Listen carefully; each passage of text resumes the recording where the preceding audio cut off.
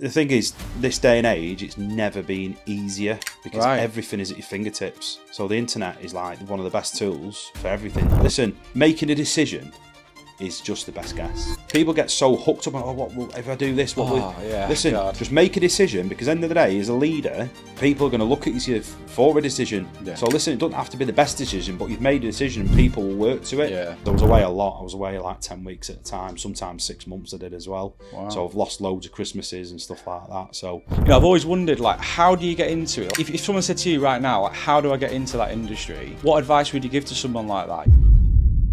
So, Tom, thanks for joining me. This is my first podcast in terms of my personal branding growth and the way that I want to really delve into that the side of the business. It's hugely important, and I know that you share that sentiment.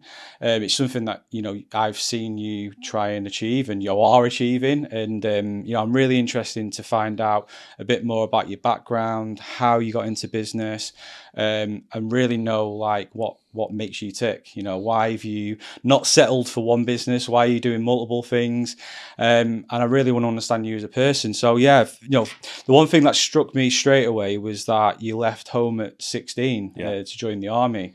Thinking about kids these days, like, they wouldn't even think about leaving home at 16, but you left and joined the army. I'd love to know a bit about why you decided to do that, and what was the outcome from that. So obviously thank you for letting me come on. It was obviously, now I'm really into obviously the business side of stuff and the property and the mixture of both, to be honest with you. But obviously, I joined the forces at 16, went to school in Blackpool, so Blackpool born and bred. Yeah. And then didn't particularly like school at all.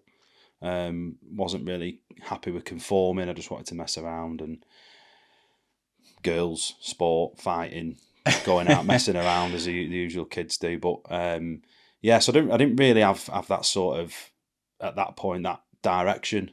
So obviously, I was massively into sport, massively into fitness, bit boxing, rugby.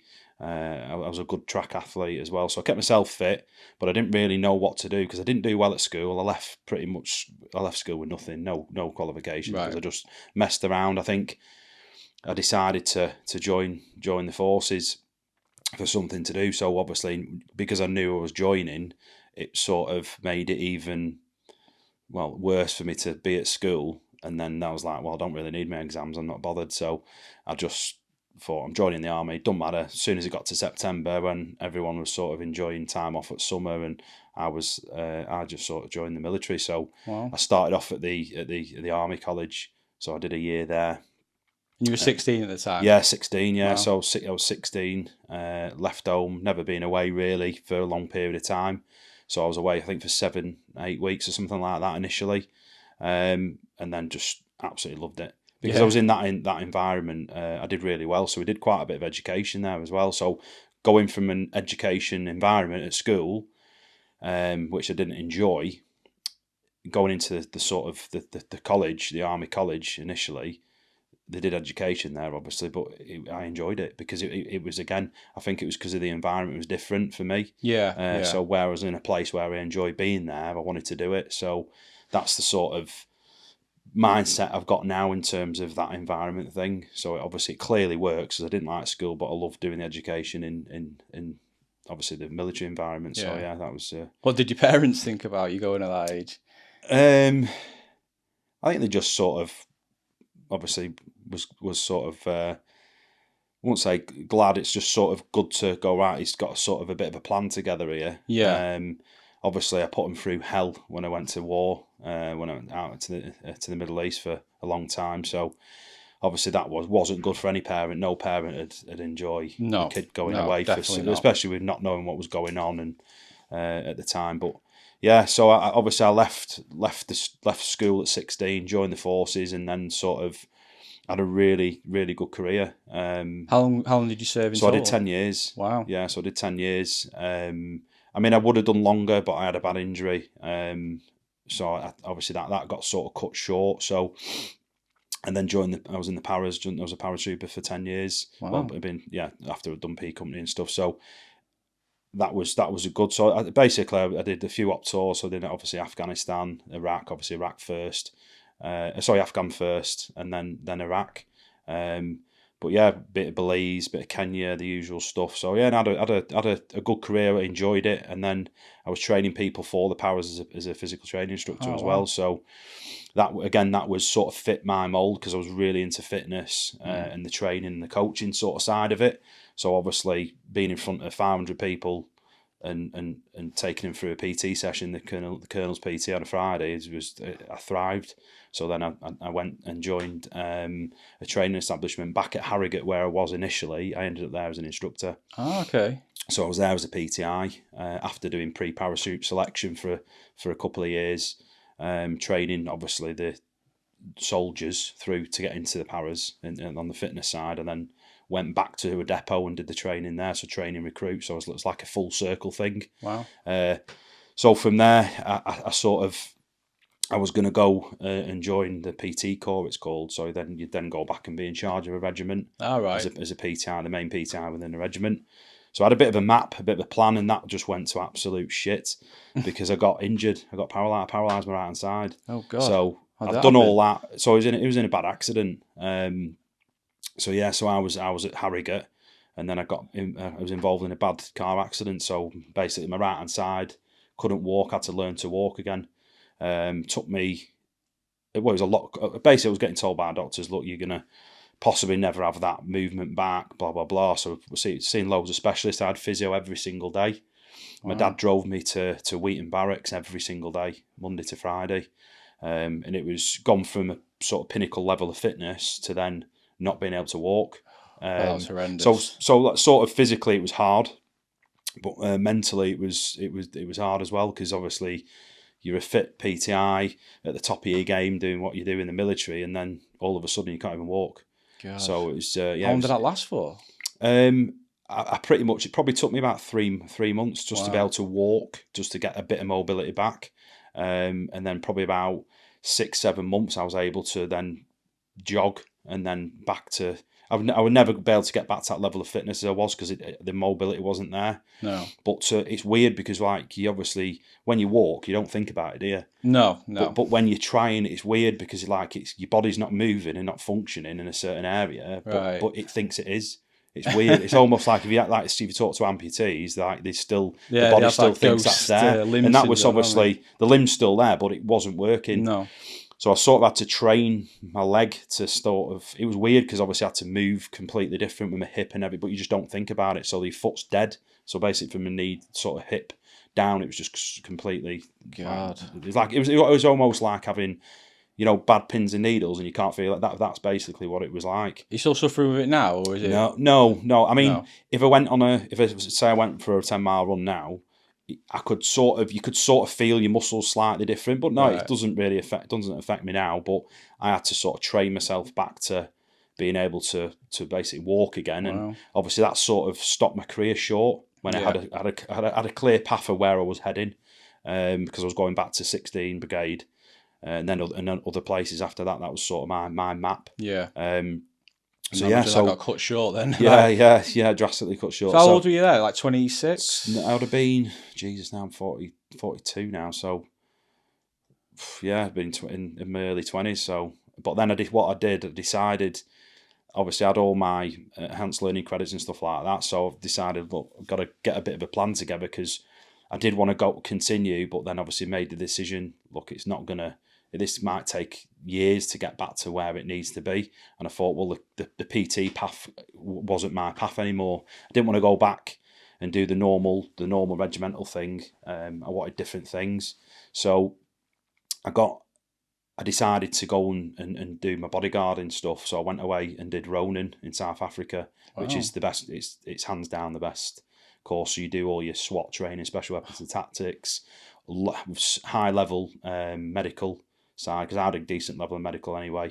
High level medical stuff, all your arm-to-arm combat. You do all these different things, and it's an amazing course, a really, really good course, very in depth. But because they knew I was getting out, I got employed by the military as a civilian. So they actually give me a job as a civilian. So I was actually getting paid from the military for a good few months, like from the military and as a civilian. The civilian contractors there. Wow. So I was doing all that venture training and stuff, all the hill stuff, mountain leadership and all that sort of stuff as well. So I ended up putting my CV in London. I was gone within like a week. And then I did 6 years in Iraq. Yeah, so it's Wow. Yeah, it went really quick, to be fair. But then every time I was home, I was doing stuff. So I was like, did obviously all my bodyguarding stuff, did my training and straight out. So it was like it was quite a. So every time I was coming home, I was doing courses and stuff as well. Right. So I was an HC offshore medic as well. So remote medic, advanced medic. So I was basically like a paramedic out there as well. Wow. So I was not only bodyguarding stuff. I was a paramedic as well. So it opened a lot of doors for me anyway. So I started off obviously as a basically a medic stroke gunner out there. If that makes sense. What sort of stuff like, because you hear like bodyguards, and things like that, and security, but I can't really envision what it's actually like. Probably the TV show it in a different way. It's different. This is when you're out there, it's hostile environments. Oh, is it? So like you'd have your pistol, right, and your rifle. So you'd be carrying. But with your teams as well, so your team would have the same weapons. Right. And what sort of like people was you like looking after? So it'd be anything to do with oil and gas. So you might have at the back end of it when I was working. So I've worked with a few different companies. So I've worked with Weatherford's, the drilling company. So you'd have all their MDs and stuff coming out. So you take them around the different oil fields, or like Ramallah oil fields. You take them around doing what they're doing. Then I worked my way up quite quickly. So I went from there. Obviously, probably about a year, less than a year actually. I was team leader out there. Bearing in mind, I'd sort of crossed the same path when I was out there in Iraq anyway. So we went across. We cleared all them oil fields and with guns, with shelling and stuff like that, and clearing obviously the troops there, the Iraqi troops. So I sort of remembered certain elements of it, but because I was younger when I went to Iraq in 2003. It was weird because like I remembered a couple of bits, but it was sort of that adrenaline thing was you just do. So there's no sort of thought process behind it. But when I went back and doing the bodyguarding, everything's meticulous planning and actions on if something happens and all this. So you sort of scrutinise everything, the routes, which way you're going, what happens here, right? Where can we evac if this happens? What's the actions on this? So for me, it all come back, and I probably knew the routes, areas, even in the city, better than the locals because I was in there all the time. So from there, I was team leader, and also I was doing a few different contracts. I was then the project manager on BGP contract, which is massive. It's the biggest company in China, so it's Petrol China basically. So I was looking after all the top people there from China. So I was working on that Chinese contract, basically setting up. So they were pre-drilling, so they'd basically seismic operations out there. So they'd put nodes out, and they'd basically be ultrasound or whatever they use. I don't know the technical thing, but we'd just take them to certain parts of there. So they were setting up all the pre-drilling stuff. So they'd have all these big vehicles with vibrating plates. So to get the vehicles out there, they'd need EOD. So to clear all the old mines, so it was interesting because we were working with so many different links to this big chain. So you sort of see how everything works. Yeah. But you actually see all the processes to it. So it was an interesting job, to be fair, because I was away a lot. I was away like 10 weeks at a time, sometimes 6 months I did as well. Wow. So I've lost loads of Christmases and stuff like that. So, but yeah, it was an very interesting job.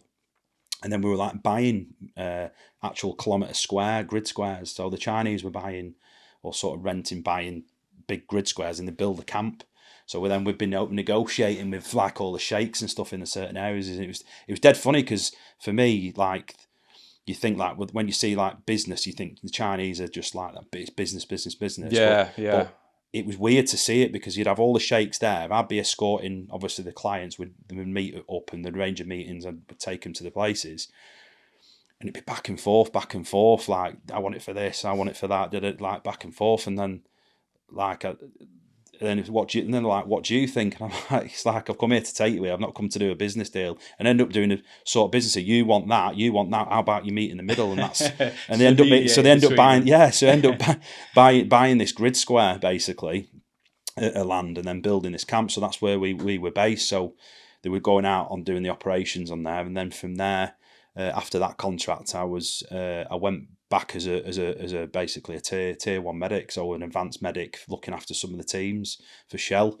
So then I was basically advanced medic there. So we'd look after, because Shell is sort of the top of the food chain in the oil and gas industry. When they're out there. You've got BP obviously as well. So they all have their own areas and their own things. So they'd have them so Shell would have like the contracts with Iraqi, like the oil, so Basra Oil or Iraqi oil. They'd have all these different contracts. So they've got all the gas and oil separation plants and stuff out the GOSPs, so where all these big flames are coming out the ground, what you see on TV. So we'd go to like the different gas stations. So I was working with a gas, Shell gas. So we'd go out to different places, but the people we were taking out there were high up. So sometimes you'd have the actual like the CEO and stuff for Shell, which was mega interesting taking them. I bet, yeah. So the security teams out there for Shell were obviously all the lads were highly trained. They all had to be a certain criteria. So all the sort of the security team leads and stuff, everybody's ex SAS, SBS. That's their type. Because they're the best contract. So Shell because it is the pinnacle of the oil and gas industry. But so the security teams, they wanted everybody. So you had to have like a minimum requirement of 2 op tours. You had to have a requirement of working in the industry for a certain amount of time. The medics had to be tier 1 medics. So there's all these criteria. So the lads on there, quality lads, really, really good lads. That was really enjoyable. So all the lads were brilliant. That's one thing I do miss is that camaraderie. Yeah, I was going to ask that because obviously, going from, they're so different, aren't they, from what you used to do to what you do now? Yeah, totally like it's so different. I was going to ask, like, do you miss it? Because I'd assume I would do if I was no. I don't miss being away. I don't miss being told what to know. I do. I love the structure. I love the structure of it and the standards. The standards are always high. I miss the banter with the lads is brilliant. So I've got some really good close friends there we've known for years and years. Since we were young lads, we've been in the same regiments together and stuff. And I do miss that. And I could not see someone for 10 years and I see him during the week, and it's like we've never seen each other. That's when you know someone's. So that's the one thing I do miss. I don't miss, like, there's a big difference between the forces and then doing the bodyguarding thing, because you don't get that support in terms of when obviously the Americans left Iraq. Yeah, I said straight away, as soon as they go, it carnage, and straight away ISIS and all the different, because they're all militias, they're all these different areas, like counties, they're all different militias and stuff. So there's obviously have different tribal sort of areas, and you can't come through here unless you pay bloody fines to come through here or whatever. So I don't miss all that. But it just got so bullshitty out there. All these, So for me, I'm glad I've stopped doing it. And then I dealt with a load of incidents out there as well, medical incidents, and worked on sort of clients and tried to save their life. There's loads of stuff went on, and it was sort of a bit of a rock and a hard place for me, because you can't go and ring my missus or ring someone back home, because then they're going to worry. Can't go and speak to someone there because I'll lose my job. Right. So you're like in a bit of a rock and a hard place. It was like, say, the money's good out there when you work out there at that time. So you're sort of stuck in a weird place, because it's like you're sort of used to being indoctrinated by the military, then doing that sort of thing. It's quite a good transition for someone in the military to go into that environment. Yeah, you see it a lot as well on TV. People go into security because I'd imagine the pay's a lot better. Yeah, but then also as well, it's like a similar field, isn't it? So it's not like you're going into something completely different. Similar lads, it's all a very similar thing, but obviously a little bit more chilled. But obviously, when you're taking clients out, you say everything gets scrutinised, and you sort of report into the coalition base with the Americans when they were there, and it was all sort of routine again. But so I decided, obviously, I needed out. I was getting a bit bored, to be honest, and then dealt with a load of stuff out there, and thought, you don't get any fucking support. So for me, I was just like, it's not good. It's not good. You know what I mean? So a few people, I've got to say, some of my good close friends have committed suicide, been in dark places. Fortunately, I've managed to sort of basically put things in its own compartment. So I had a year of CBT just to run through, because I went to see my doctor, and at some point when I sort of left, and he was, I told him basically not even 20-30% of what had gone on, and he was like, can't help you. Can't help you. I don't know what to say. I said, I can't physically help you. I said, you need to go and see someone. And it took me about 7 months. Wow. 7 months, 7 or 8 months probably to even get an appointment. And you just think, fucking hell. Yeah. Imagine I was an absolute crazy fucking lunatic. It's like, this is the problem. It's sort of broken. And I saw that with the NHS coming home and thinking, how can you not get it? So I had a year's worth of CBT just going through, and to the point where you're just putting things in its place, if that makes sense. Because there's a lot, obviously a lot. I've seen a lot, done a lot, been involved in a lot.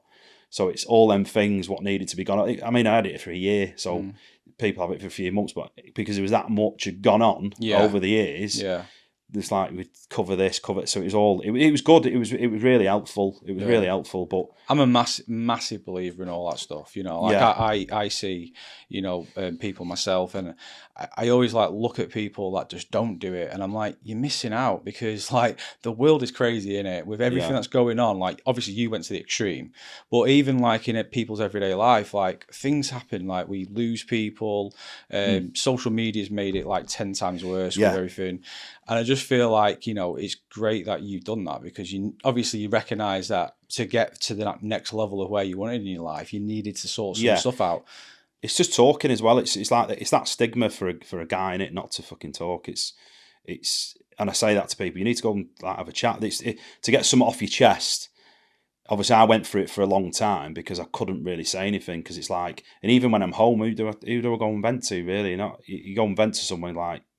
You need to not go and work out. It's just one of them. But I'm not just saying it's for the bodyguarding, but there's loads of stuff went on out there. Loads of stuff when I was doing the bodyguarding stuff was insane. Some of the stuff we were doing, and obviously the military stuff. But it was just obviously talking about it with someone who understands, understands, but knows how the sort of mind works. But but you're right. It's just a talking element. Yeah, like, 100%. For me, 100%. I don't even like. I'm not even looking for the advice of like how to fix something or whatever. I'm literally just looking to speak to someone that will just sit there and listen. Yeah. Because like when you're speaking to your friends and stuff, like you can tell some people are just not that bothered about listening to you, and they don't have like the skills to do that. But like obviously, when you go and speak to someone and you're paying them to do so, it's like it's their profession. It's what they're trained to do, isn't it? So it's obviously it's difficult to.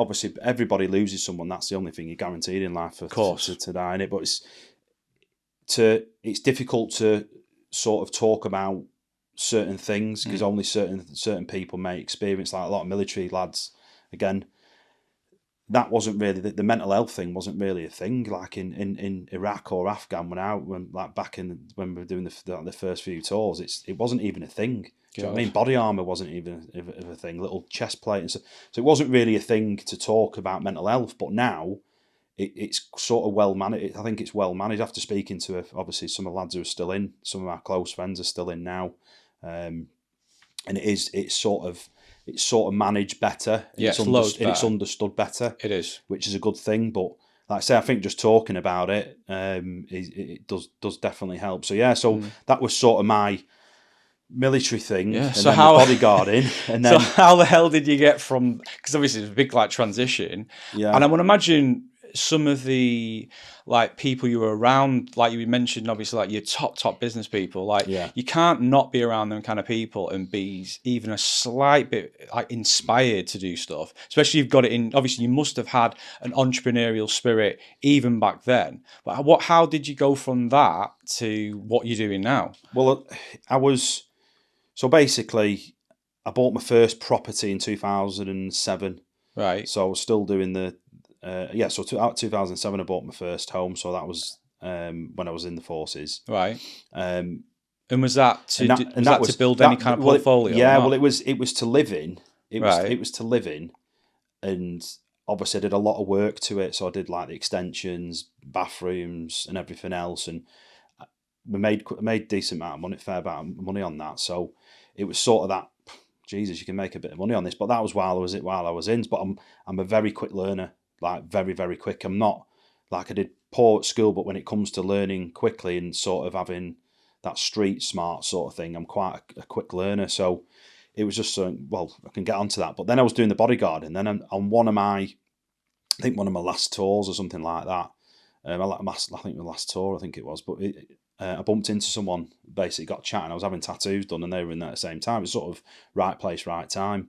And I was just chatting away, and they had like mega amount of properties, like serious amount of properties, about 100, probably over 100 properties, wow. I think at the time. But they were good with it, but they did a lot of business stuff and whatnot. And I was just chatting away. I've not seen him for a while, and bit older than me, about 10 years older than me, but we're just chatting away and just telling him what I was doing. Because last time I saw him, I was in the Paras, and we were just chatting. He said, what are you up to now? Blah, blah, blah. I said, I'm working away still. I'm just project managing on this project, blah, blah, blah. And he said, we're doing this. It's bloody hell, we could do with someone like you running these buildings and all that. So I just said, well, what are you doing? I said, so I was still getting tattooed, and by the time I ended the tattoo, I said, listen, make me an offer and I'll quit now. Literally quit. I'll quit doing. I won't go back. And then they made a couple of days later, made me an offer, and I quit. Wow. That's how. And I thought, because I knew something could happen, because I already bought a property. I knew it could go up in value. I knew I could done a couple of buy-to-lets. It's quite impulsive, that though. Yeah, mega impulsive. Are you that way inclined anyway? Are you quite impulsive as a person? No, but I knew that was right. Yeah, I knew that was right, but obviously, I thought, I can come home. End of the day, what's the worst? The way I was thinking, the worst what could happen now is I say I'm not going back, and then I know with my background, I could have just got a job left, right. So I could have got a job straight away, any place straight away. So it's a good point to make that though, because like a lot of people that are working for a job and they might want to start up on their own, it's always that fear of what if it doesn't work out? Well, if they're skilled enough to actually do the job, they can always go back to it. There's never an option not to do that. You can always get a job these 100%, days. 100%, but there is a massive difference. What I've sort of now know over the years, there's a big difference between working for someone and working for yourself and having a business. It's massive. It's night and day. It's literally and the stress levels more than anything. Mate, it's night and day. It's managing that. That's for me. I always say that the most successful people that I've ever met can just manage stress better. It's as simple as that. And obviously there's a lot of other traits, but that's number one for me. If you can manage stress, you can get through it. Yeah, I think that was a point there with the stress side. Like certain things are just where someone would stress over something. I'm like, but it's happened, and two, there's always a solution to a problem. Yeah, there's always something. There's always a way out of it. There is. So So for me, I said I made a decision. I left, and then started getting into into property properly. So I was doing commercial conversions, buy-to-lets for myself. So it was interesting. Obviously doing these conversions, and then from there again, me just going, things can work, and then built a housing estate. Wow!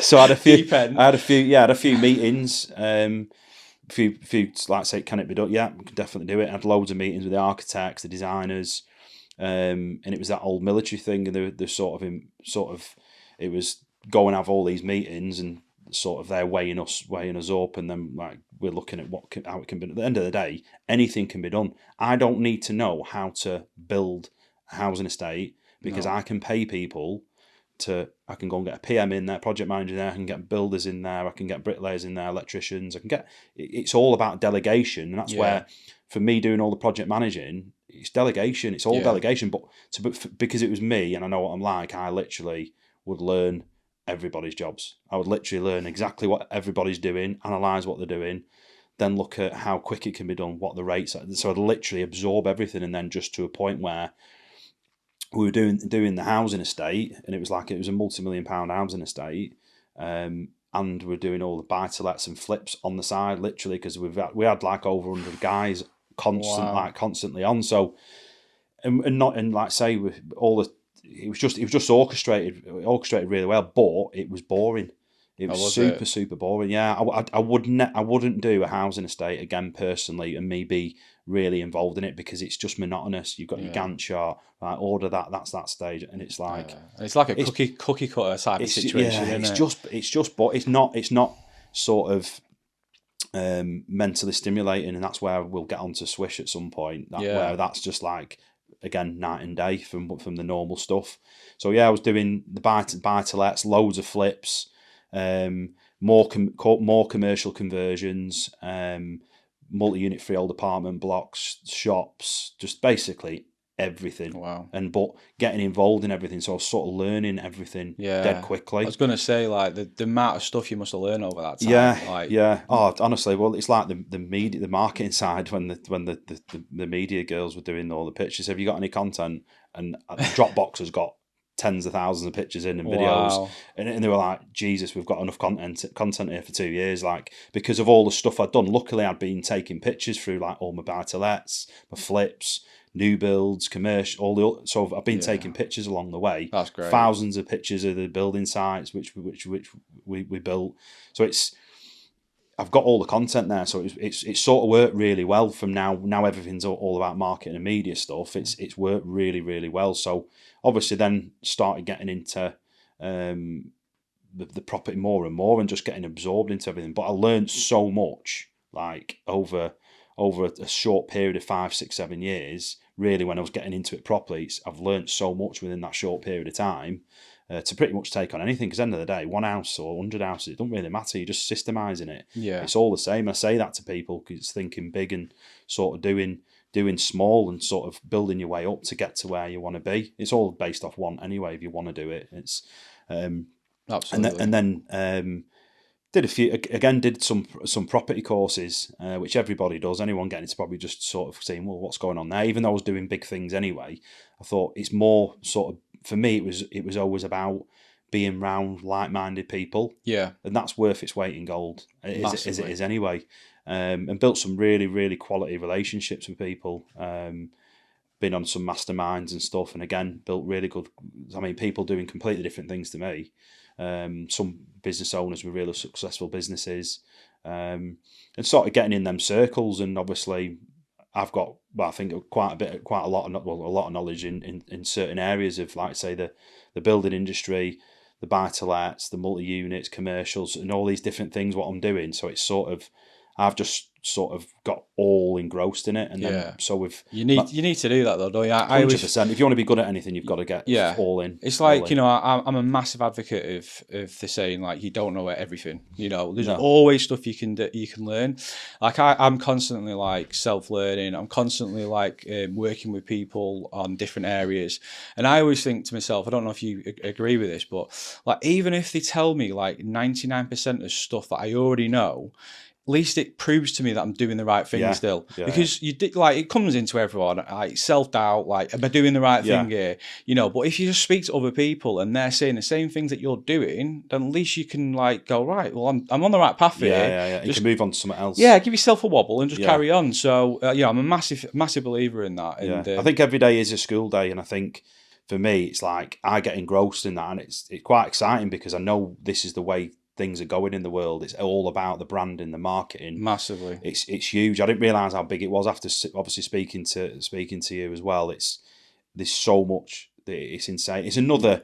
I'd never want to be an expert in it because there's so much to know about that area. You can't be an expert in everything. No, I'm happy doing what I'm doing, and like I say, I mean, my routine's pretty insane. Yeah, I can imagine because, obviously we'll get into like your different businesses and stuff, but I'd imagine that you probably your first like full on business was Swish, I assume. Well, I've had my own before that. Well, I mean, I don't really class my own sort of portfolio, my own personal stuff. I don't really class that as in the building stuff and my private stuff. I don't really class that as sort of a business because I'm just doing it. It's just there. It doesn't really, once it's done, it's operating itself anyway. It's sort of holding. But for me, like the swish thing is that it's just another level really. What we're doing there, it's pretty impressive. Well, I can be testament to that because I stayed the Yeah, night yeah, in one, yeah. and it was it blew me away. Like I love all that kind of thing as well. Like, you know, when you go away, especially, you want to feel like a little bit of luxury. You want to know that you've gone away, and like a lot of people will stay in places and they'll be worse than where they actually live. And I'm like, for me, I want to go somewhere better than where I live. Yeah. Like, I want that experience. So like when I went there, I was like blown away completely. It was amazing. Yeah, we wanted to just give that. So I was looking what was going on. That was my first serviced accommodation. Well, it wasn't actually. It was like we did run a few tests on different properties first for different. We sort of get into because we wanted to make sure everything would run smoothly, and so we sort of tested a couple of properties first prior for about 6 months. Different locking systems, different sort of property management systems, and stuff. So we did quite a bit of testing first. So then obviously we found what we wanted in certain areas and what could complement other sort of systems, because what we're doing is very complicated.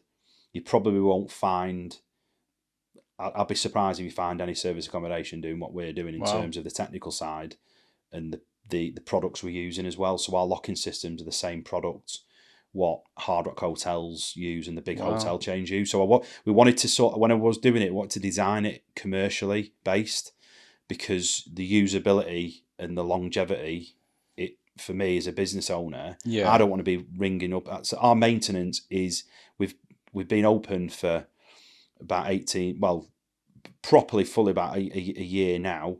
We've had literally no maintenance issues, which is insane. If you imagine all these people who stayed with us who use things differently, and someone might be gentle with someone might rag a handle or whatever, we've had no issues. Like, it's because with the products we use, and I mean the bathrooms alone, they're literally like the top brands. The porcelain. No. So yeah, they're all. I didn't feel like getting my wife out of there. Yeah, everyone says that. Everyone says that. But I need to get my bathroom done now. But we wanted to sort of do it. So me and my business partners on there, we wanted to sort of It's weird because we think so alike, and that's why I think we're doing so well. Because like I took the piss of a day because I was saying, fucking, I've got a headache, and because like we're literally thinking the same. I think we spoke on the phone. I was like, we're literally just going to talk about that. I was like, what the heck? It's like, it's weird because like when we're making decisions, we're dead quick. We're in like a bit of it's a real solution based mindset we've all got. So it's sort of, it works really well. And the quality people, they're very like me. They're very driven. They're from a very, very exceptional business background, like unbelievable. I won't go into it, but exceptional pedigree of a business background. So obviously, sort of mix that with someone who's like myself, who's very driven, who is meticulous in stuff, and sort of has got the knowledge in different areas. It's a great team, and we just get shit done. Basically, we just get shit done, make decisions, take action, and sort of take it to the next level, to the point where we've now at the back end of a third hotel already. Wow. So, and what period is that in? I think it's about 20. From actually getting in there, it's about 24, 25 months, which is unbelievable for what we've done. I mean, the reviews, the results don't lie, and this is what, for me, until you get the results and feedback and people using the product, that's when you get your true results. I can say it's the best thing since sliced bread, but until you get other people using it who have no affiliation with me, the reviews, we've got the best reviews about. We've got surveyors and people who stay in places like in London or wherever, and they're like, this is like one of the best places I've ever stayed. Yeah, it is amazing. And it's in Blackpool. Yeah, that's the crazy bit. And this is the thing, but Blackpool's changing. This is the feedback we've had is amazing. I mean, we get Strictly now with that they use our hotels. I call them hotels, but the service accommodation, service departments. But everyone thinks they're hotels, so I just call them hotels. So we get like Strictly there, we get comedians, we get like, say I was talking to the PAs from like Shania Twain and Rag and Bone Man. So these when obviously Living Proms is on. Oh yeah. You've got all these A-list celebrities coming in, so they're like, well, where do we stay? Well, actually, we can offer you this X, Y, and Z. We can get a private chef in for you. So Dapper, when Dapper stayed, Matt, again, massive social media exposure off that. We've like put a private chef on for him. Grant, the personal chef guy, amazing. He comes and does stuff for us. He's a really, really quality, top guy, and his food's amazing. Yeah. Well, you set yourself apart from everything else, haven't you? Like Yeah. because obviously I've had a look. Well, I've lived here all my life, but there's nothing else like what you've created here. There's probably like people that have tried to be similar, but the way you've done it, like you say, you haven't cut any corners. No. You built something to last. You built something quality, and it's the reason why you're getting so many great reviews and stuff. Yeah, we do. I put that across to my rental properties as well. That's all. Again, the lads like they try and take the piss. Like, it just doesn't cut any corners. There's no point. What's the point? No. What's the point? Because I might as well get the best stuff in the. Obviously, it's a rental property, but my tenants have been brilliant. I've had no issue. I don't have any issues with them. It's just why I don't want to do something to then have issues. I want to create it, put it to bed, let it operate as hands off as possible. I don't look after any of my own properties. It goes with an agent because I haven't got the time, and I don't want to be dealing with that. I want to have quality tenants to get vetted in a certain way. I put things in place in a certain way, like people on about the renters reform bill and all this lot. I'm not interested. I don't need to be, because the way I've set my businesses up means I don't have to worry about all these different changes. No. Do you know what I mean? So it's just being meticulous in certain areas where you think, right, let's think of being not just as a property developer, think like an entrepreneur. That's how if you want to take it to the next level or a certain level, you have to think differently, and sort of come away from the business, analyze what you're doing, put the microscope on yourself and think, all right, how can I improve these certain things? So that's what we've sort of done with Swish. We've all got our heads together, hence why as a partnership we're literally expanding into different areas, like on a ridiculous rate now. Like say at the moment as we speak now, I've got 11 properties with legals now. So this is the sort of level we're working to, and this is a mixture of heavy commercial, all different commercial properties. This is operating businesses. That's another story. So I've created an operating company and an actual business separate to all the property stuff. So there's a training business. So there's all these different things we're doing and spinning these plates, and this is where it comes back to the routine. But with Swish, we just wanted to create a top. Blackpool needs it, and like we had Visit Blackpool put some stuff on a post on, I think it was Facebook, and I had so many comments, like unbelievable. 99% of the comments were amazing. This is it's amazing to see someone doing this in this town. It is. And obviously it's good for me because I'm Blackpool born and bred, and this is what I want. I'm back here. I want to do stuff for the town and improve the place. But this is the way Blackpool's going, and there's so much investment coming into Blackpool. Yeah, it's great. People don't even know what's going on. No. Blackpool is going to be producing 1/3 of the world's internet. Yeah, it's Silicon Sands, and people don't know about it. Yeah. That's alarm bells. This is where you only need to look at what blue chip companies are coming into the town. I know the town in 5 to 10 years is going to be, I think, like a mini Manchester, because they are literally pumping that much money in. Yeah. And obviously, it needs it. 100% it does. Yeah, it does. Like most places, it needs that care and attention and sort of that sustainability. But this will bring in so many jobs.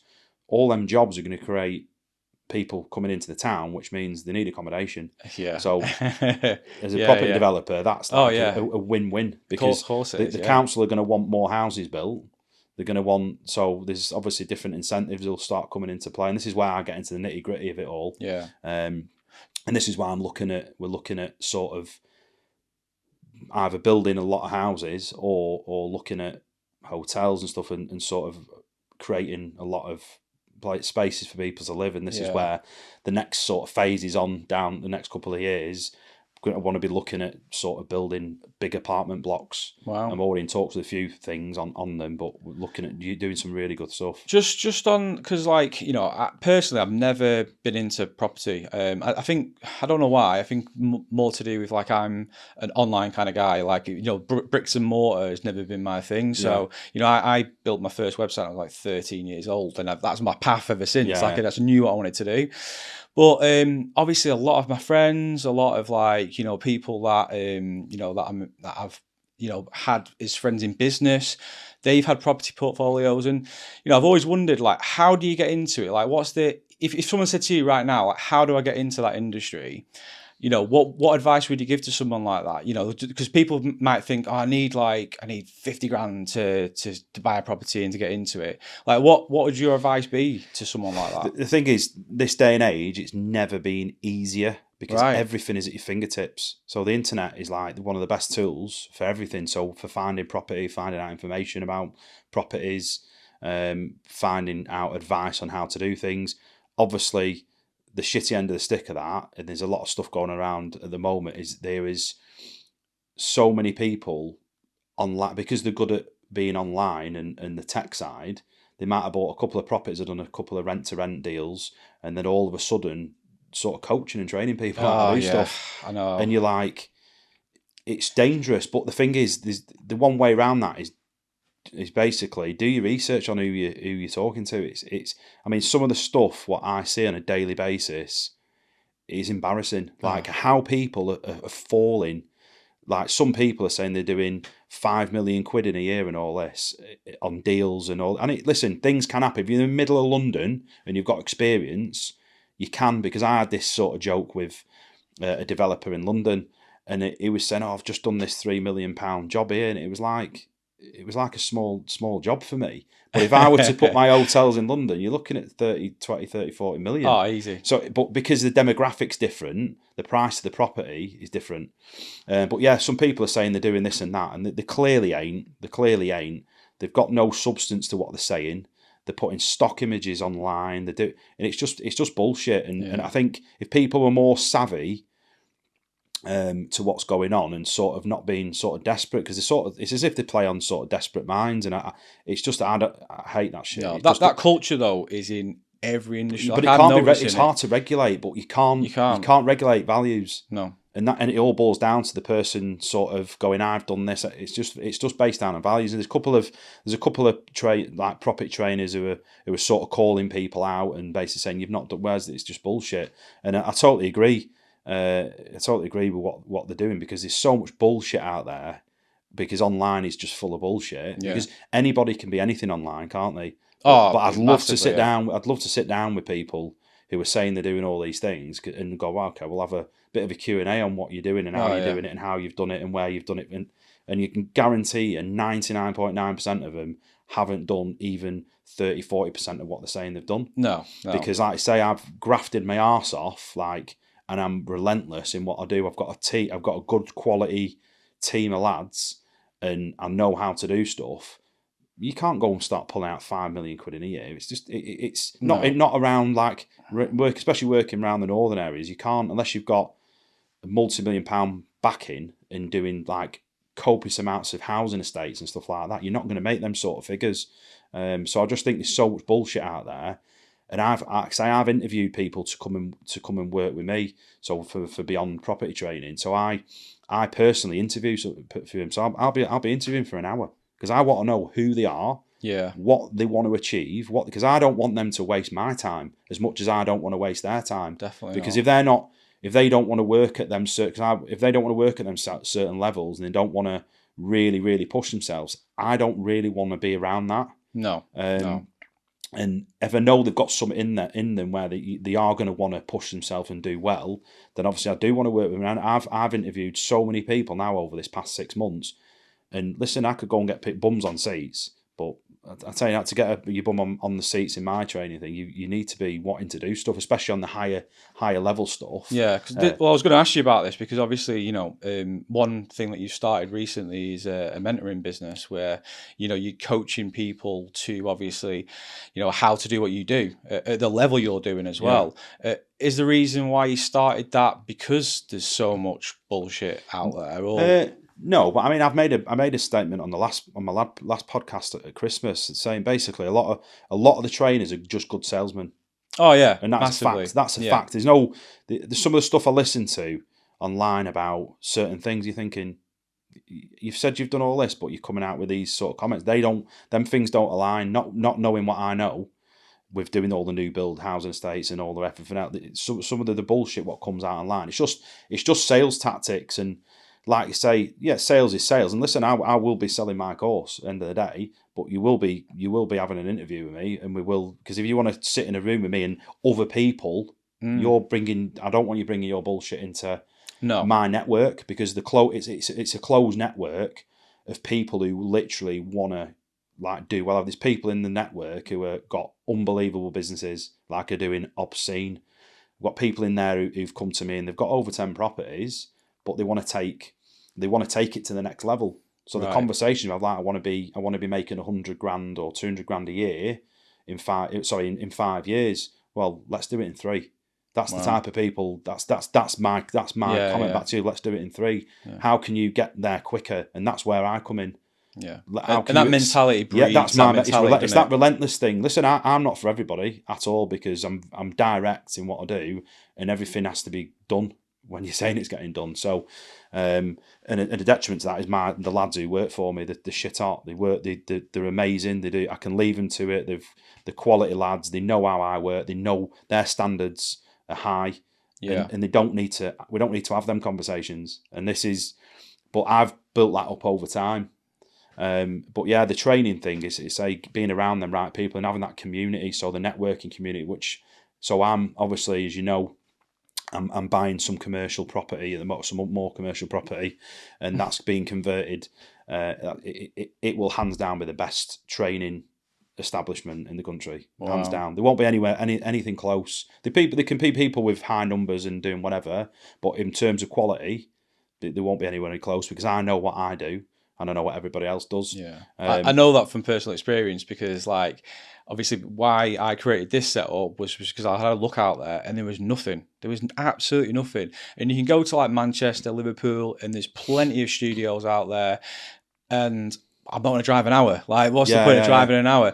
But around here, because obviously Blackpool isn't seen as that like business hub. No. We're sort of left behind, but obviously, it's great. Honestly, it's so amazing that you've done this, because obviously it's not just a podcast studio. No, it's a networking hub. It's multifaceted. It's got loads of purposes, but it'll bring businesses together in Blackpool, which is needed. This is what I'm trying to create with.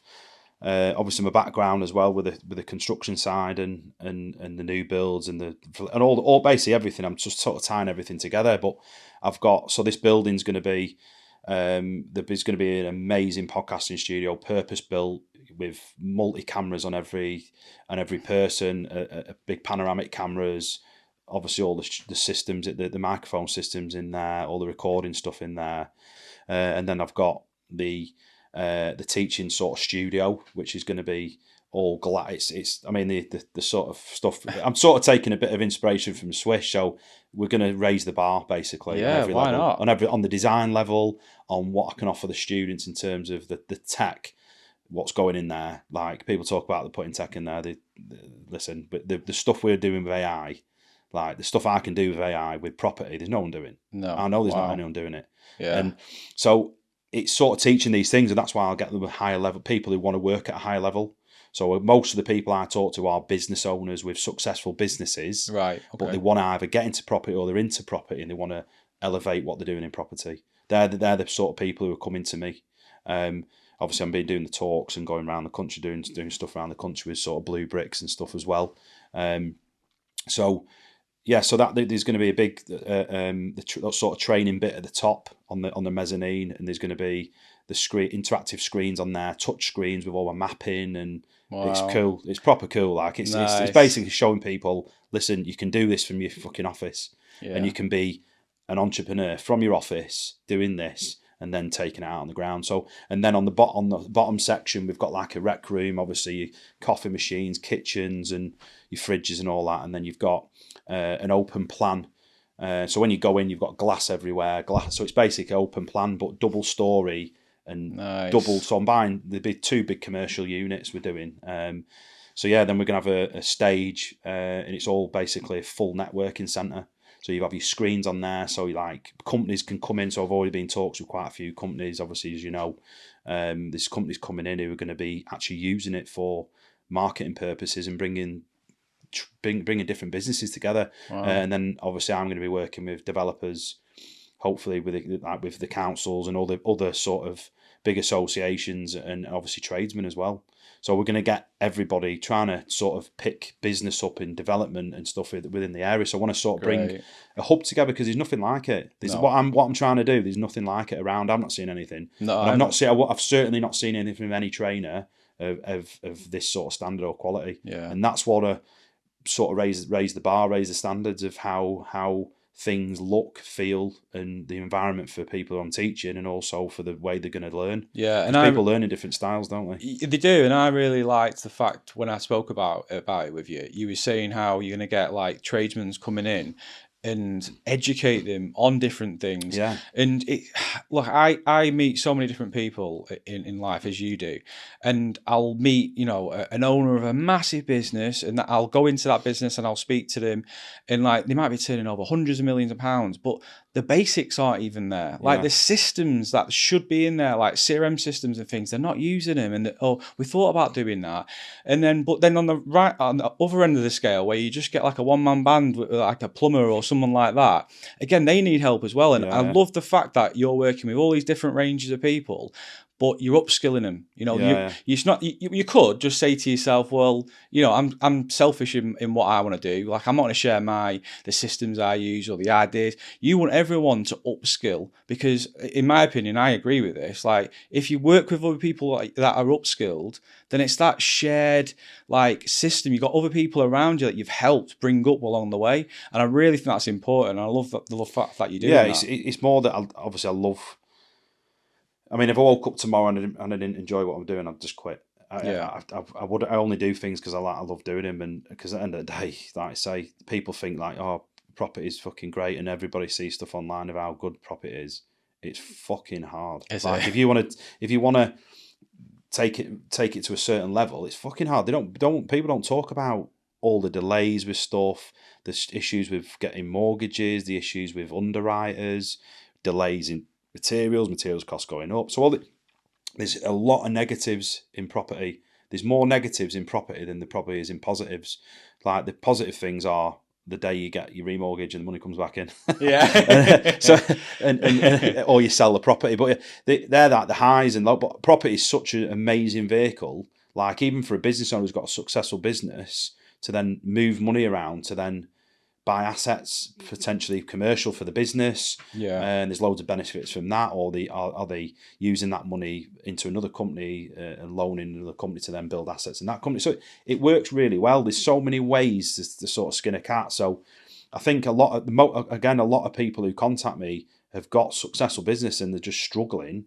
So I sort of help them in way, because I know the industry and sort of the pricing and how to do certain things and how to be efficient on certain things. So I sort of will be advising on these sort of things and give people a different perspective on, actually, you might be doing this. And then also even me learning off other people as well. Every day is a school day. And like I say, I love learning. So I think just it's sort of giving back to improving, because at the end of the day, yes, someone's going to pay me for my time. Yeah. It's as simple as that. Yeah. It's not like people are paying me decent money to come and learn for the mistakes I've made. Exactly. And that's so they're paying for your knowledge, because at the end of the day, someone could go and make so many mistakes. Someone could end up losing 100 grand on.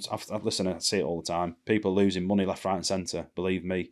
So I teach that. One of my things is teaching about JV partners and all the pitfalls to all these different techniques. Where's the pitfalls to using bridging? Where's the pitfalls to using this or doing this structure? So I'll talk about all the pitfalls, because you don't want to be like waking up one morning and going, shit, how do I do this? How do I get out of this? So it's sort of showing people them things, what can go wrong, because there is so many things what can go wrong in property. Believe me. Oh, I can imagine. Like I'm telling you now, it is. You might think you're getting lending one day, and the next day you're not getting any lending. So what do you do to exit your bridging finance? Shit, I need to go into a term lending. Well, I can't because of X, Y, and Z. I've not done this, and it's knowing what the underwriter's going to ask. So if you know what the underwriter's going to ask for all these certificates. They're going to ask for the building control certificate. They're going to ask for NIC, EIC, electrical certificates, gas safe. They're going to ask all these things. So it's sort of giving that knowledge to the people who want the knowledge, and they're going to pay. They'll pay for the knowledge, because at the end of the day, that could elevate you. I know for a fact I can elevate someone's business for a lot within a certain amount of time. just through implementing certain things. Yeah. But if you've got because I sort of teach a lot of strategy on it, so it's more sort of technical stuff, and sort of the usual stuff with trainers, you buy to lets, you flips, there's a lot of thing on rent to rent, there's rent to S, service accommodation. So there's all these things, but you want to be doing things where you're controlling the asset and owning the asset after, or owning the asset from day one. Yeah. Because at the end of the day, you're missing out on really important things like capital growth, because then properties are going to go up 30%. So if you don't own that asset, you don't know what's the point, because yes, you're getting cash flow out of a property, but you might as well get the capital growth at the end of it as well. Absolutely. And long term. So it's sort of implementing certain things, but I find a lot of the people that are teaching these courses haven't done a lot of the stuff themselves, hence why they're teaching the lower end of the market. Whereas I'm teaching, I can teach that, but but I'm teaching more really technical stuff and sort of really interesting stuff. I tell you now, and it's when I've gone through some of my mentors, they're just literally like, holy shit, you can do that. Like, and they're like mind blown that certain things can be done in certain ways, with whether it's certain things within a legal contract or whatever. But you can buy property with none of your own money. 100%. I've done it multiple times. You can do it 100%. And it's by knowing these certain things. I'm doing one at the moment as we speak. And like, when you talk to someone about it, like, fucking, that's unbelievable. And it's sort of controlling, owning, and then actually but as an icing on the cake is actually having one of my own businesses, which is a startup business, which is going to be turning over hundreds and hundreds of thousands a year, and owning the business as well. So it's not just the property side, it's the business and stuff going on at the same time. But there's so much scope around at the moment. There's so many opportunities around. It's just opening your eyes to seeing what's going on. And once you know and have that knowledge, like I say, you've got the mindset, the skill set, and then the opportunity comes. And that's sort of my sort of motive with how things can be done. Well, I can see from like an outside perspective, you're really from a social media point of view, from just speaking to you, you're really developing your personal brand at the minute, which again from speaking with you, we both believe that's highly important these days, especially with you moving into multiple businesses now. You can then direct that traffic in your audience because they've followed you along your journey. They've seen the mistakes, they've seen the successes. I always say it's the authentic journey. Everything has to be authentic. And you're really developing that personal brand now, so that then people will come to you. And then, like you said, you can be very selective of who you choose at that point. I know a lot of people starting businesses as an early door technique. They'll take anyone, won't they? They'll go, I need to pay the bills, I need to do that. But you're in a position now where this isn't just your only business. You're developing this training, this mentoring around an idea about creating quality rather than quantity. Obviously, I recognise a bit of it, but you don't realise until you're in the thick of it how important the brand is, to the point where I'm getting now some of the top brands like in the world in certain sectors are wanting to do stuff directly with me. So like your high-end brands, your bathroom, some high-end bathroom brands certainly, other construction material brands are wanting to do stuff.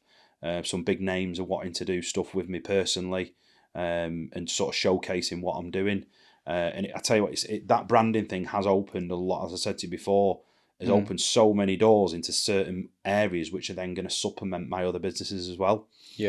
So 100% branding is everything. And I think having that real authentic brand, because I am who I am, do you know what I mean? I say what I think at the time. I've not really got that much of a filter, to be fair. But that's why some people want to work with me, some people won't. And you always it's like that. anything. I'm not like I couldn't give a shit if someone don't want to work with me. That's their problem. If they don't like me, it's their problem, not mine. They don't put food on my table, so it's sort of being authentic. It's like I said this, and I said that we were chatting to someone the other day about, and thinking, even going back to that marketing, the thing is, it's not just property trainers, mate. It's all these other salesmen online selling shit in a different way, and it's just and you could literally wake up and make up something and sell it online. It's mental.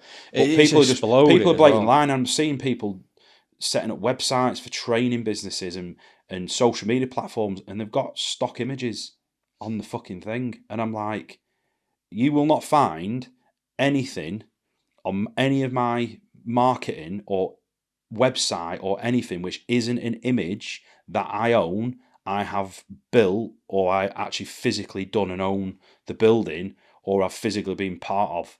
And that's how it should be, but innit? yeah, or an owner of some sort. That's like, it just does. It's annoying because people are just making crap up. But it's not just not the building industry and the property industry. I think it's across the board. Oh, it is, and yeah. it's just, there's no regulation. There'll never ever be a regulation for it. Oh, it's no, impossible to police. Yeah. It's impossible. So there'll never be a regulation for anything. So you can sort of bark as loud as you want in terms of going, oh, he's not done this, that. It's ultimately down to the individual who wants to do some sort of training or buy some sort of product. It's down for them to do their own due diligence. Yeah, that's it. Exactly. It stops there. The buck stops at the person paying the money, because end of the day, I could teach you every technique and trick in the book, but it's down for you to implement it. It's down for you to take action. It's down for you to make them results happen. Yeah, absolutely. It's not down to me. I can lead you there, but it's ultimately down to the individual to take action. Because like I say, there's plenty of people who do all these courses and 99% of them don't take the action. Oh, no. Or if they are taking action, it's sort of, the standards aren't there. Because like I say, your sort of goal or your sort of end game is on the other side of a standard which is too low. Yeah. Do you know what I mean? So it's, unless you raise your standards in everything you do, don't expect to get the results you want. No. Do you know what I mean? So you've got to, like say, it's on the other side of a standard which is too low generally. Yeah. And in anything you do. It can be fulfilling as well. Like for me, like you, if I was training someone how to do something, I'd want to know that I'm only working with people that are going to implement it. Yeah. Like, I couldn't stand them conversations that I'd have with people and they're all the best in the world going, yeah, I'm going to do it. I'm going to do it. It's like when, you get these people that say, I'm going to go to the gym and work out and I'm going to get into better shape. And then they just never do anything about it. It's like, only want to work with people that I know, like, my time is valuable. I want to know that I'm putting my time into someone that's going to go and do it, smash it, and then come back to me after 12 months and go, you know what? I put everything in place that you told me and look at me now. So I completely get your model. Yeah, like, I'd be that person. It's time. Yeah, time for me. It's like goes on to my routine thing. It's the time thing is like, say, I don't want to be around people who are going to waste my time, and I don't care whether they're going to go and give me 20, 30, 40, 50 grand. I'm not interested. I don't need the money. Don't waste my fucking time, because I ain't getting that time back. So I want to work with people who are passionate about their own success, who want to do well, they want to implement things, they want to absorb all the information they can and take action. So I don't really want to be around people who aren't, and that not just go for business. I don't want to be around people who are negative. No, I'm saying in the environment. That's another thing. Is in the environment is so important, and that's where obviously your self belief is number one, and being around in that environment is so important. And getting away from people who are just, because like I say, people don't leave. Like even in workplace environments, people don't leave good jobs. They leave shit fucking leadership. And that's as simple as it is. They leave people who are shit at what they do, like shit leaders. And that's why one good thing about the army, majority of the leaders in the army are of some sort of substance. And that's why the British Army is so good, because there is substance behind it. Whereas people are in a job, 9-to-5 job, and most of the time they're leaving, not because they might love the job, but because they've got poor leadership above them, they leave, which is crap. So I give that advice to sort of, because I say I've given some quality advice to, I've worked with some mega business owners, like and done talks at certain places, but like in closed doors with some really good quality. I've been invited to some really high quality events and doing private talks and stuff like that. And I've had worked closely with some business owners who are literally worth hundreds upon hundreds of millions. I've actually done work on like the houses and stuff as well now. Aren't they so humble and people though as well? Unbelievable. You would you wouldn't even know if you walked down the street, would you? I'm not even joking. No, I'm been the same. It's unreal. I know. And some super nice people. So it's like, yeah, you won't think they've got £2 to rub together, £2 coins to rub together. Like but like I said, but they're worth hundreds upon hundreds of millions. But but some of the people I work with, you just think, and this is where you realise like money isn't the be all and end all. And like I've seen some people who are worth hundreds of millions, but they're deflated. Yeah. So what is money? If you think money is the be all and end all, you're on the wrong fucking path. No. Does that motivate you at all, money? It's a nicety, but time and enjoying what I do is the most important. Obviously, money is just a byproduct of success. And it is a bit of a motivator, a bit of a challenge. But I won't go, fucking hell, I need this. I need to fucking make 100 grand this week or this and that. It's like one of my businesses. Like I did 31 grand a day. Wow. and done like serious, like this isn't just a one-off. This is like today, a booking. It was over 30 grand. Listen, move on. What's happening tomorrow? So that's been in there, done that. Yeah, we've earned good money, but let's move on to the next thing. Yeah. Because our sort of business model's pretty clear. We sort of make the money we make, and it gets reinvested, bang, straight. Because at the end of the day, I've got everything I need. I've got a fucking nice house. I've got the people around me who I want around me. That's the most important thing.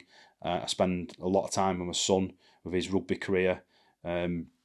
So for me, that's the most important thing. Me tailoring what I do to suit my lifestyle. Yeah, that's another big thing. I think you get like that as well. Or I don't know if you've experienced this, but certainly like when I turned 40, more than ever so. But as I was getting up to 40, I was like, the people I was surrounding myself with, both like say in business and in personal, like you just sort of like you get more selfish with your time and who you like want to spend that time with and what you want to do. Like, and it just becomes to a point where you go, right, only people around me in my inner circle now are be driving me forward to my goal of what I want to achieve, both in personal and business. And you're the same. Yeah, listen, you don't want to be around, there's drains and radiators, isn't there? You don't want to be people who drain. You want to be people who radiate that energy. And this is sort of, again, some of the stuff, my sort of belief system I teach. I was actually in Blue Bricks magazine. There's an article on that. Obviously, I've been in Blue Bricks a couple of times now, but I now write articles for them. Wow. So every edition, I'll write an article on certain things. So we've done... The second to last one was the sort of belief system, my belief system. And that energy is on there as well. That energy, environment, but energy is a big thing on there because everything is about energy. And you don't want to be around people who are a drain. You want to be around radiators. And I touch on that in terms. So I've done that one, and then the next one I did was the leadership thing, because leadership is mega important, as you know, and then performance. So like I say, it all boils down to like everything has a knock-on effect. So when if I turn up to site, not giving a shit, fucking or not caring, and that radiates onto other people. So in terms of everything to do with profit in business, it's like the way you show up. So on a profit example, the way I show up to site will dictate how them guys work, which will dictate the quality of work, which will then dictate how much that profit is worth, which will dictate and have a knock-on effect of how the profit will perform over time. Yeah. So it's all, people don't realise that energy. It starts from the top, doesn't it? So as that leadership sort of thing, it all runs down. It all sort of rolls downhill. So the way you turn up and show up on a daily basis, it's has hard that effect. That though, isn't it? Like I don't know if you experience this, but like obviously you have all the best intentions, and don't get me wrong, like I am that guy as well. Like I turn up so that, you know, everyone has a better day. But sometimes, like, you don't have that good day mentally yourself, but you've got to put that front on, haven't you? And it's bloody hard work, but that's what makes a great leader over just an average leader. And I think that's really important. Yeah, well, you only need to go and ask my guys. I generally put my lads first, like, and make sure their well-being. Like, I almost feel like a social worker, like, so you'd sort of deal with all their problems as well. It's you do. But the problem is, it's like the amount of people who come to me for advice. You're like, fuck. I mean, I was in a couple of networks with property, and I had to literally come away from it because I'm not even kidding you. I was getting 10, 15, 20 messages a day. Wow. Like, how do you do this? What do you think of this? And then to the point where I went to a networking event, and someone said, "Oh, how come you're ignoring me?" It's like, because you message me at fucking 12 at night, man. It's like, you're messaging me unsociable hours, no please or thank yous. It's like, straight in, no lube or nothing. Do you know, it's like, fucking hell, at least warm me up. At least warm me up with something. It's like, yeah, so it's just like people some people absolutely take the piss, but it's just showing up. Showing up is such a massive thing, and like, it all, and this is what I teach. That belief system I teach is second to none, honestly, because it sort of fabricates, and I can put them examples into everything, like clear leadership and making decisions. And listen, making a decision is just the best guess. Yeah, it is. Isn't it? It's just a fucking guess. Yeah. You're just guessing. It might not be the right decision. Yeah. Because the outcome might be different to the decision over there, but it's just your best guess. That's all it is. So people get so hooked up on, what will, if I do this, what will... Listen, just make a decision, because at the end of the day, as a leader, people are going to look at you for a decision. Yeah. So listen, it doesn't have to be the best decision, but you've made a decision and people will work to it. Yeah. Again, that's a bit of a military thing, and it's them procrastinators that just like never do anything. Yeah, they just never get anything done, do they? No, and then like I couldn't do what I do without that leadership with the guys. The guys, I say, I've got really, really good quality guys, and it's sort of shown, because we've like one of my like, I'll use one of the main joiner there is a quality guy, really nice man, and he does stuff to, like, say, I've shown him, his, like, say, other sort of trades, what he can do, and he's so skilled, and I'd be thankful for it. But like his sort of apprentice now has just gone and got a distinction at college, and unbelievable. Like, but the stuff he's doing, he wouldn't have done that unless I've pushed him to do it. Do you know what I mean? So he's he's doing things on my sites which a 10-year joiner should be doing, a skilled joiner. Wow. And you think, because he's got the right attitude, and he wants to do well, when you implement that with a little bit of leadership, a little bit of a push, and go, actually, I think you can do that, and then a bit of a, that's shit up what we've just done there, mate. Yeah. That's quality. And with them things and respect, because I've got so much respect for the lads, when you bring all them things together, good things happen. And that's why, without having good, clear leadership at all levels, how can I then go away for a week somewhere without things carrying on? It's funny that, isn't it? All my sites run 24/7, even when I'm not there, because the lads have a clear vision, because they understand how I think, they understand the quality control of what they're doing, and they know how to do it. Yeah. I can leave them lads to put out quality work. Yeah, and that's the culture you're building. Yeah, it's building that right environment. And that's what annoys me, when you've got leaders and bosses and managers in places where they literally set such a poor tone from the way from the start, as soon as they walk through the door.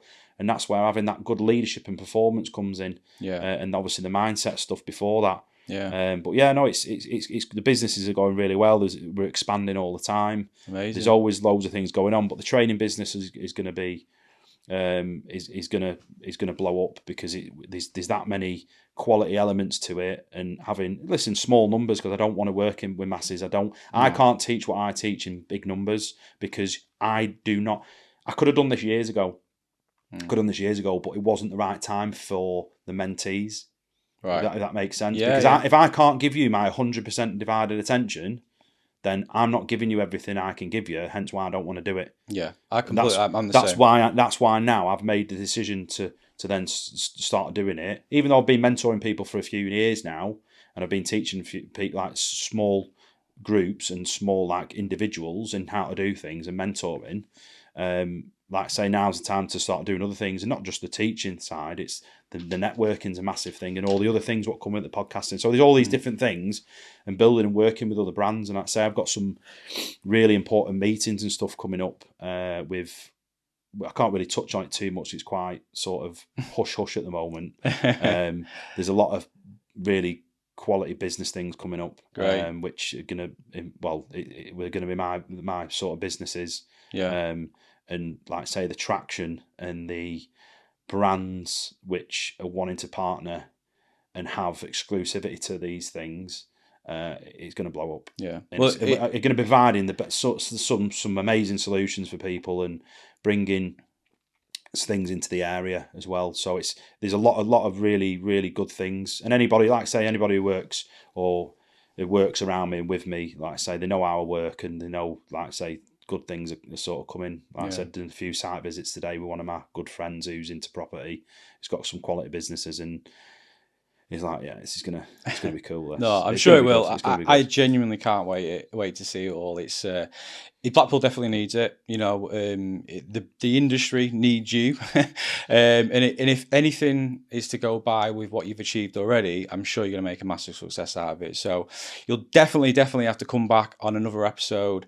We'll have to do this all again, but again, 12 months time when But you've it'll be actually my studio. be your studio this time, yeah. Yeah. So I'd love to do it again with you. Just find out exactly how it's all gone, the journey, and what you're up to. But I really appreciate you coming on, Tom, and dedicating your time. I know how busy you are, so no. Well, like I say, you'll see, if you like say if anyone wants to follow me on Beyond Property Training, that's on Instagram. Beyond Property Training on Facebook. And then obviously I'll definitely put a link to that. Yeah, as well. Swish Holiday Apartments, obviously. Again, book direct. Yeah, because obviously you get a better service and a few other perks with it as well. But nice. Yeah, we've got obviously the new hotel opening within the next couple of months. So that'll be three new apartments in the hotel. So they'll be going live. So yeah, no, you'll be definitely seeing a lot of me on social media. Follow my pages and try and learn something. If you want to reach out and get more information and work alongside me or sort of be taught or mentored or whatever, if you just message the page on Beyond Property Development, Beyond Property Training, then just reach out. Yeah, and I highly recommend that, honestly, because like you say, I see so many people that are wannabe trainers, wannabe consultants. They've never done it. They've never gone out and done that. They've not lived the life. They're just great salespeople, like you say. So yeah, anyone looking to do property, highly recommend you. So yeah, perfect, great stuff. Well, thank you very much for coming on. Cheers for your time, mate.